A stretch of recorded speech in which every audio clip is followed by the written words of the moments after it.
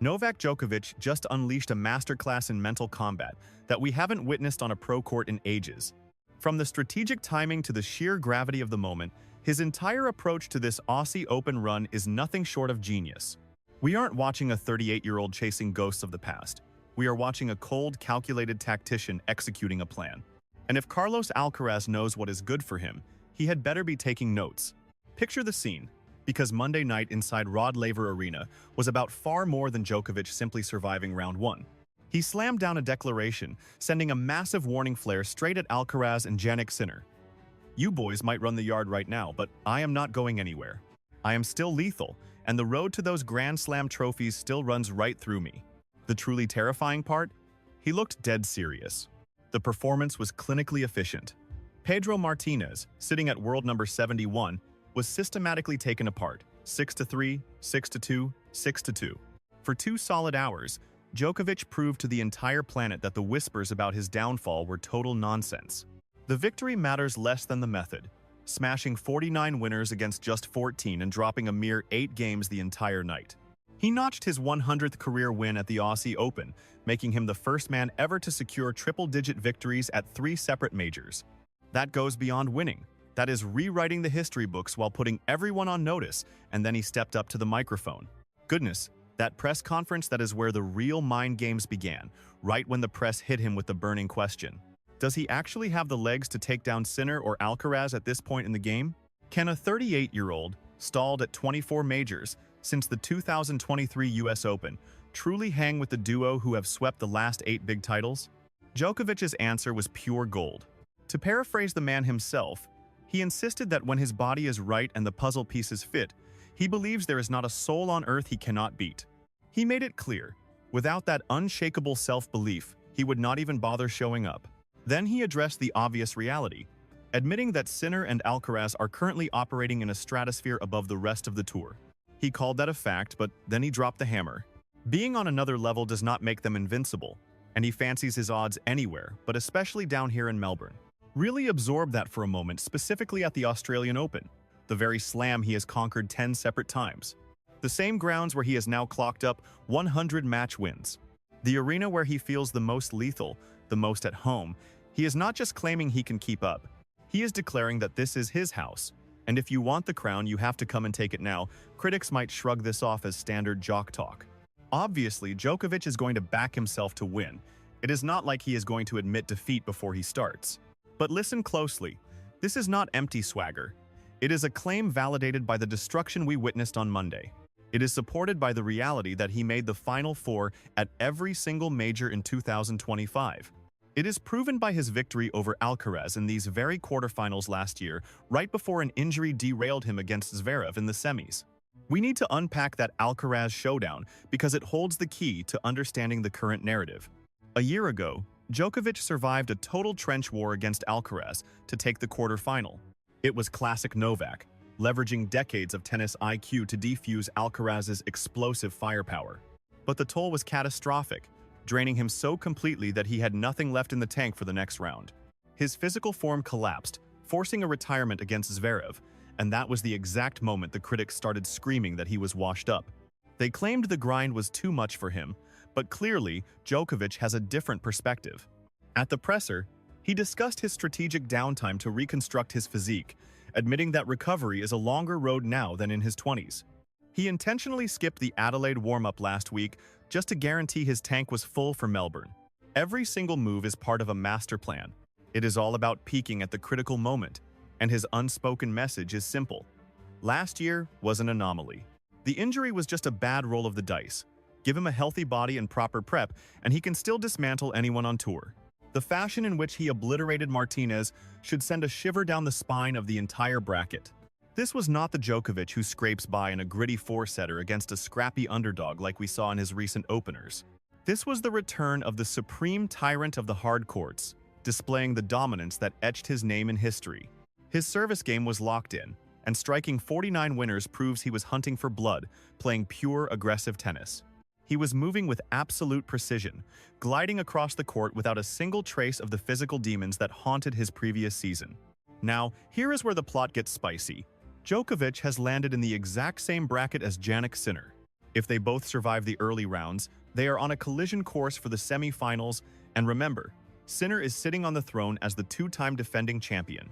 The man is on a tear with 14 consecutive victories at the Australian Open, including that semi-final takedown of Djokovic 2 years ago that launched his first Grand Slam run. Look at the numbers. The head-to-head favors Sinner 6-4, and he has claimed victory in 5 of their last 6 showdowns. Statistically, Sinner looks like the safe bet for that semi-final clash. But Djokovic is already playing mind games, messing with everyone's confidence. He is practically broadcasting, I hear the whispers. I know you all think Sinner and Alcaraz are the new kings, but do not write my obituary just yet. I have played the villain and the underdog before, and I have proven time and again that on these hard courts, when I am locked in, I am still the deadliest man on the planet. That is not just arrogance speaking. That is psychological warfare at an elite level. Just imagine what is rattling around inside Alcaraz's brain right this second. He is already juggling the split with Ferrero, trying to find his rhythm with Samuel Lopez in his corner. He has had to pause training due to a blistered finger, all while chasing that elusive career Grand Slam at the one venue that keeps shutting him out. The pressure cooker is on, the distractions are mounting, and the hurdles are piling up. Then you have Djokovic, moving like he is 28 instead of 38, demolishing rivals and casually dropping hints that he loves his odds in Melbourne. You know that is eating at Alcaraz, especially since they are sitting on opposite sides of the draw. If the stars align, they collide in the final, and Alcaraz is painfully aware of what a nightmare Djokovic becomes when a trophy is on the line. The man has 24 Grand Slam titles to his name. He has walked through fire more times than anyone in tennis history. He does not just handle the pressure, he feasts on it when it counts. Then you add the serving controversy, which is just another move on this psychological chessboard. Alcaraz unveils a new service motion that looks suspiciously like a carbon copy of Djokovic's own mechanics. When the press asked Djokovic about it, he did not just give a polite nod. He spun it into comedy, joking about sending copyright notices, demanding a cut of the prize money, and asking for royalties on every ace Alcaraz hits. On the surface, it is a laugh Djokovic showing his playful side, but dig a little deeper and you find a sharp edge. He is effectively saying, "You are mimicking me because you know I am the blueprint. You are trying to rebuild your game using my schematics.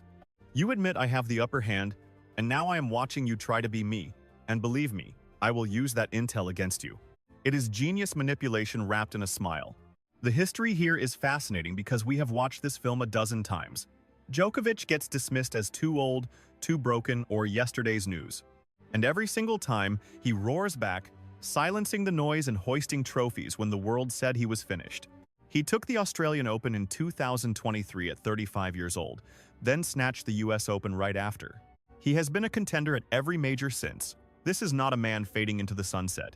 This is a veteran who curates his entire existence for these specific battles, and hitting 100 wins here is not just a stat. It is the symbol of 2 decades of absolute tyranny over this tournament. He first stepped on this court in 2005. That is 21 years of showing up and winning, 21 years of mastering every bounce and breeze. There is a reason he calls Rod Laver Arena his living room. There is a reason he cites that century of wins as his fuel, especially now in the twilight of his career, because he knows the end is visible. At 38, these opportunities are becoming endangered species. Maybe he takes it this year, maybe next if the body holds up, but the sand is draining from the hourglass, yet that urgency does not create panic. It sharpens him. It turns him into a weapon. A Djokovic with nothing left to prove, playing with house money and the freedom of a man who has done it all. That is the version that keeps opponents awake at night, and the bracket has set the stage perfectly for maximum drama. We are looking at a potential repeat of the 2024 semi-final that Sinner claimed. It is Djokovic's shot at redemption, a chance to topple the defender. And if he survives that, he meets Alcaraz or Alexander Zverev for the crown. No matter how you slice it, it is a blockbuster. It is a date with destiny. He is hunting for title number 25, the one that finally breaks the tie with Margaret Court to stand alone at the summit of history. Djokovic is playing a clever mental game regarding the hype. During the media briefing, he emphasized cherishing his trophy cabinet rather than obsessing over potential additions. Walking away with 24 majors is hardly a failure, he noted. It is vital to honor that legacy and recall his legendary run, shedding any weight he doesn't need to carry. He simply refuses to subscribe to that frantic, do-or-die philosophy anymore. Possessing that wider lens, the capacity to see the forest for the trees, is the hallmark of true greatness. I cannot stop obsessing over the sheer totality of his dominance against Martinez. We didn't see the defensive wall waiting for errors. We saw a predator firing off 49 winners. He was on the attack, robbing his opponent of time and commanding the court. One flying forehand in set 3 felt like a trick shot borrowed from Nick Kyrgios. Absolute kinetic explosive power from a man of 38 years. It defies logic. It is extraordinary. Just look at the service numbers to see how locked in he truly was. Across the whole contest, he conceded a mere 5 points on his delivery. 5 points in 3 sets is statistically obscene.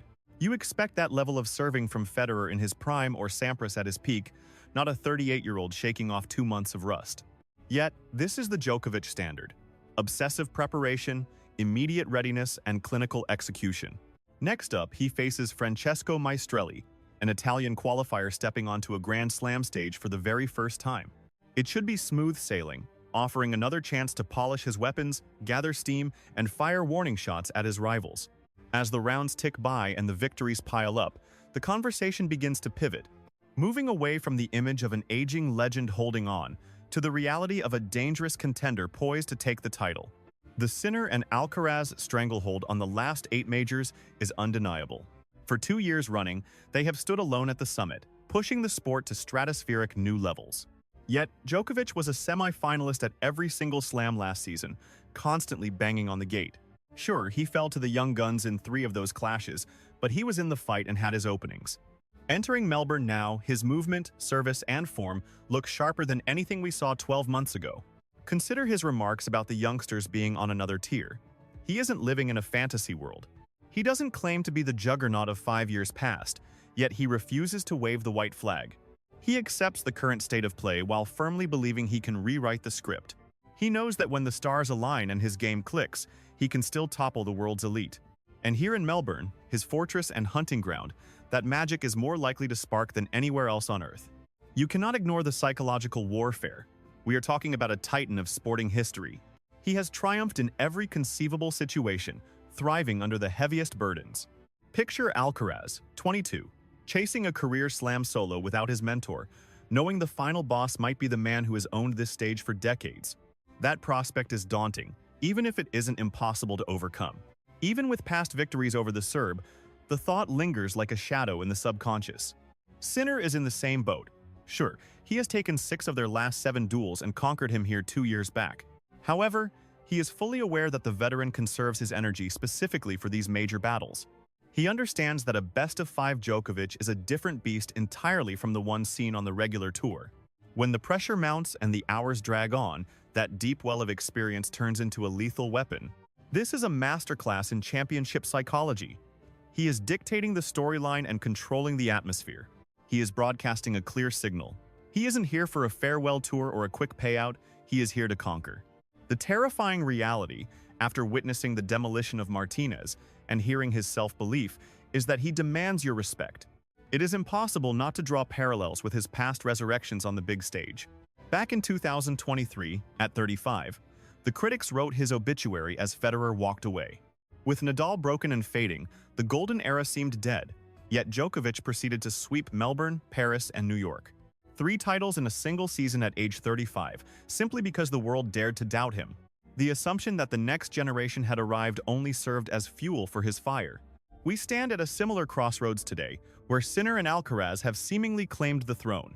Those 2 young guns have locked down the last 8 big titles, cementing themselves as the undisputed kings of today and tomorrow. Yet, Novak refuses to vanish. He is grinding out victories, storming into the Final Four, and carrying a conviction forged in 2 decades of supremacy that makes him utterly lethal. Fate seems to be drafting a masterpiece, teasing a showdown where the Serb stares down the Spaniard across the net.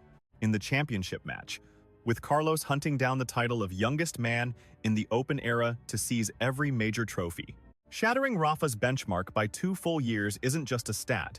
It is the kind of achievement that carves a name into eternity. However, blocking that path stands Novak, desperate to hoist his 25th Grand Slam and stand alone atop the history books. Clashing eras, historic stakes, and 2 titans colliding it is a screenplay written by the heavens, and the coming 10 days promise pure spectacle. Whenever the legend steps onto the court, the world will dissect his every step, hunting for clues about his agility. Is his delivery crisp? Does his body betray fatigue? The slightest crack in his armor will be instant headline news. A single command performance will convince the masses he is capable of the impossible, while piling the weight of expectation onto Jannik and Carlos. Those kids carry the burden of the inevitable. Anything less than lifting the trophy will be branded a disaster. Whereas for Novak, victory would be a glorious defiance of time and probability.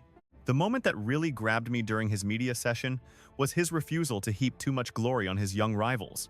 Behind the playful grin lay a razor-sharp warning. Sure, they are talented, but hold the coronation. I haven't left the building. I am fighting, I am conquering, and perhaps I have one last miracle in the tank.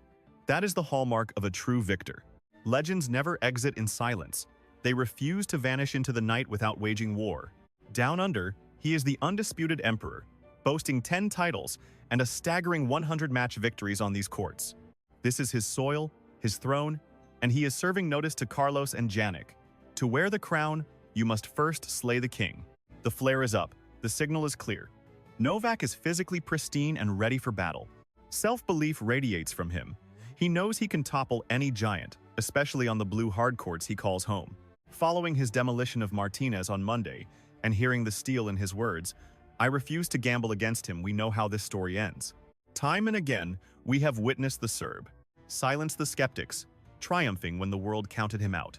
Consider Jannik and Carlos formally notified.